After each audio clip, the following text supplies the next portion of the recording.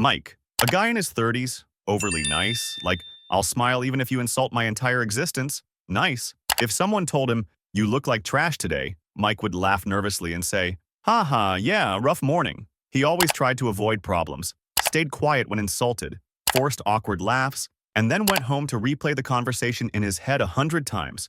Imagine a person who swallows a comment every day, gets hit by a jab in every meeting, and every time he wants to respond, his tongue freezes. That was Mike. But let me tell you something. Mike didn't stay like that. Before I continue the story, hit that like button and subscribe to the channel because you might need this story even more than Mike did.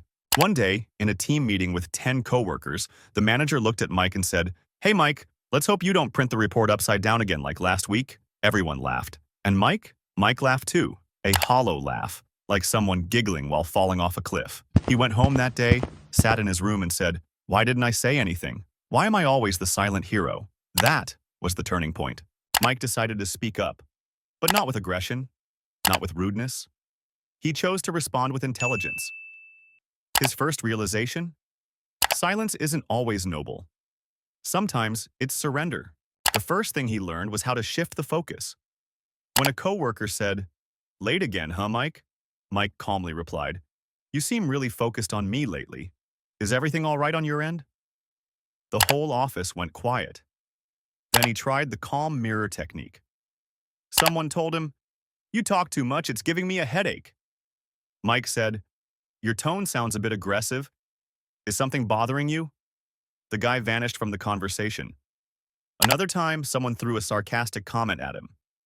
Mike said nothing, just looked at him, with calm, confident eyes. Those few seconds of silence hit harder than any comeback. Then came the smart humor. One of the team said, "Wow, Mike, you look super tired today." Mike smiled and replied, "This is actually the upgraded version. Imagine seeing me when I'm really tired." The whole room laughed, and Mike became the star of the meeting. In another situation, someone threw a harsh comment. Mike looked at him and asked, "What made you feel like you needed to say that?" The guy froze.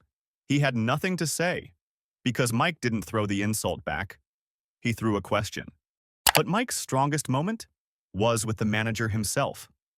After a particularly embarrassing meeting, Mike pulled him aside and said, "I've noticed a few comments lately in front of the team. Is there something bothering you about my work?" The manager was caught off guard. He paused, then replied, "To be honest, no. Maybe my tone was just off." From that day forward, everything changed. People started to respect Mike, even the manager. Mike today, he didn't transform overnight. He's still the same kind guy. But now he responds with confidence. He doesn't freeze, he doesn't fake laugh, and he definitely doesn't go home regretting his silence. And you? Do you relate to Mike? Have you been in moments like that? Maybe it's time you start changing. Not with anger, not with shouting, but with calm, clever confidence. Subscribe to the channel because your story might be the next one worth telling. Peace.